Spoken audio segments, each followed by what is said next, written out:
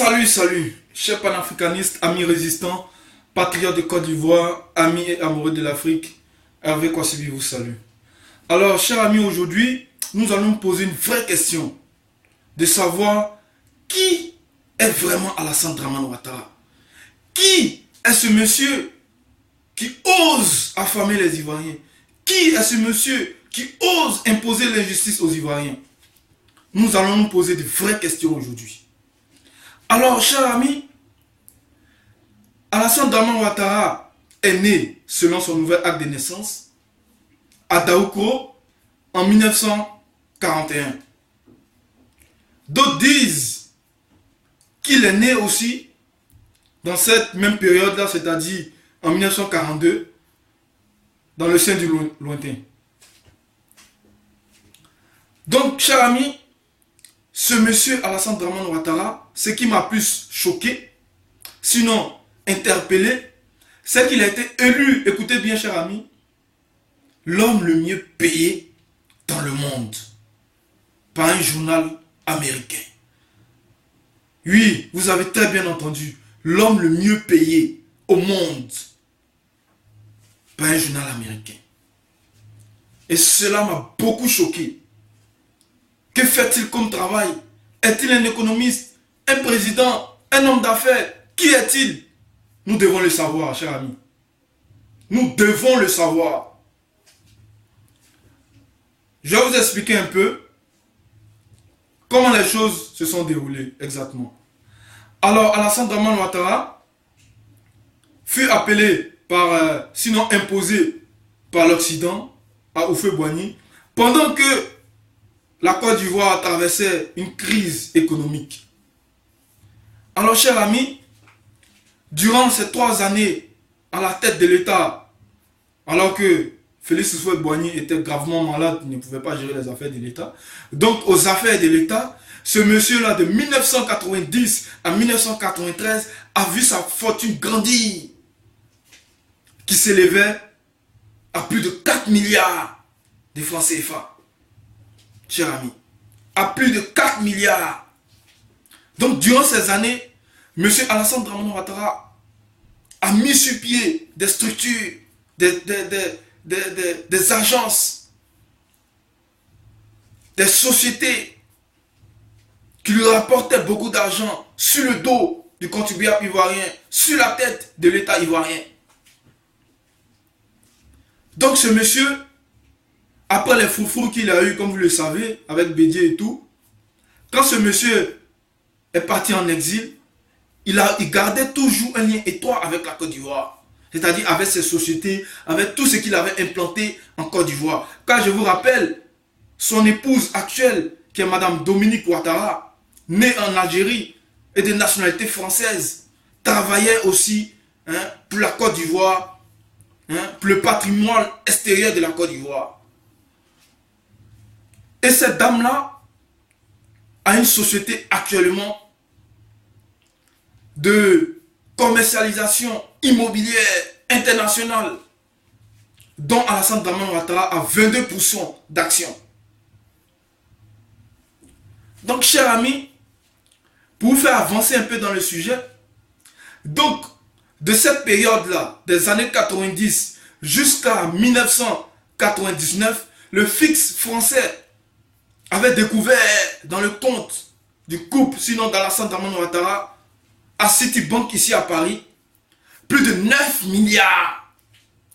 Écoutez-moi bien, plus de 9 milliards dans le compte. Après cette découverte, le couple Ouattara a immédiatement transféré ses fonds dans un compte inconnu, bien sûr.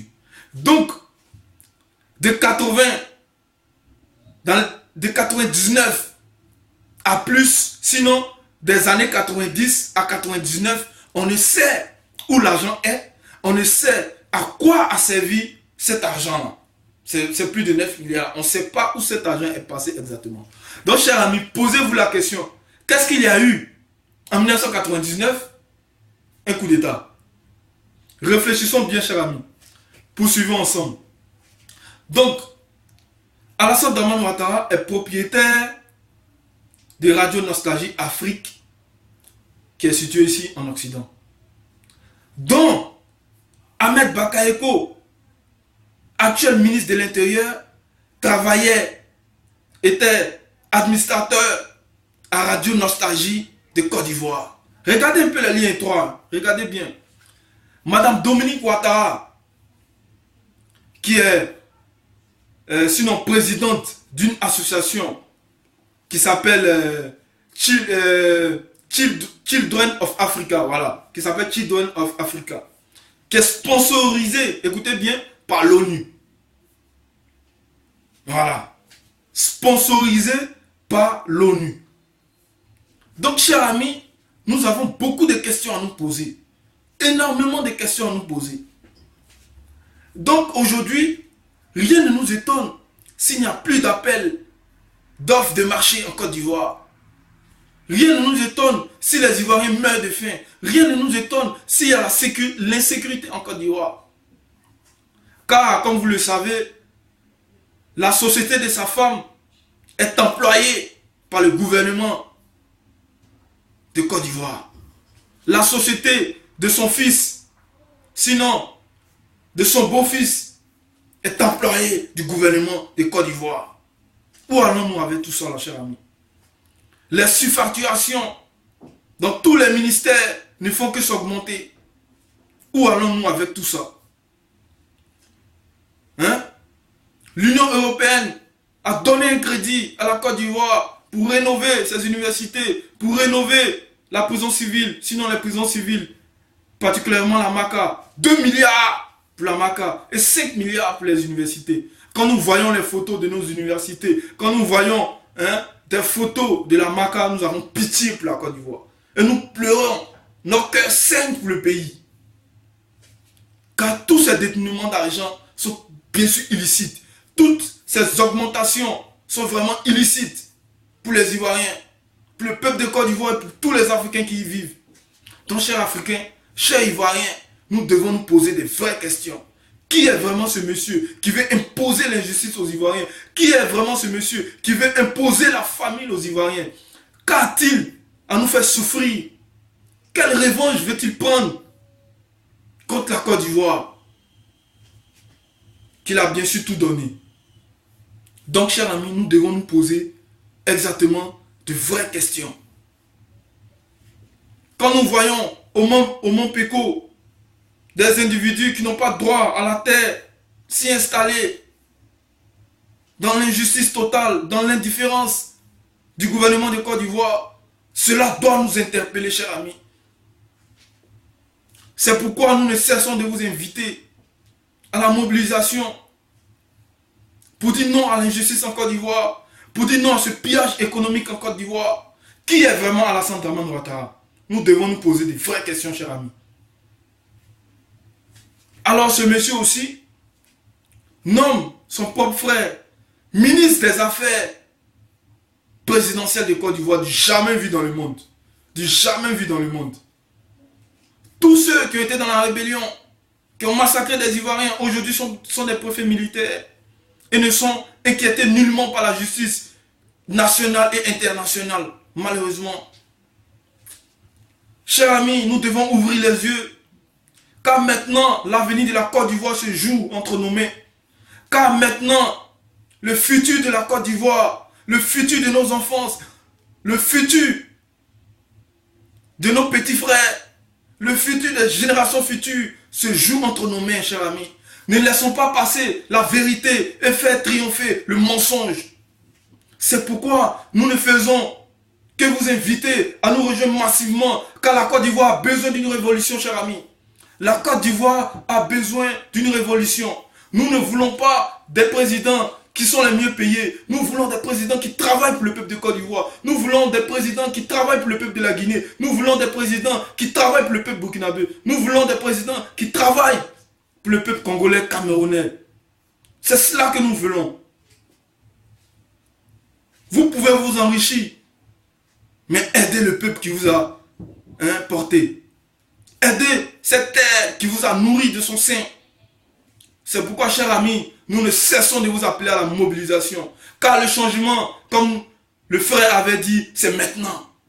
C'est maintenant qu'il faut se réveiller. Je vous invite à savoir qui est vraiment ce monsieur et que veut-il à la Côte d'Ivoire. Chers amis, cette vidéo s'adresse à tous ceux qui luttent. Cette vidéo s'adresse à tous ceux qui souffrent. Cette vidéo s'adresse à tous ceux qui sont faibles. Cette vidéo s'adresse à tous ceux aussi qui sont forts, qui peuvent s'élever et marcher pour la dignité. Donc, chers Africains, chers Ivoiriens, nous devons sauver la Côte d'Ivoire. Car la Côte d'Ivoire est en train de se noyer. Et nous ne devons pas la laisser ainsi.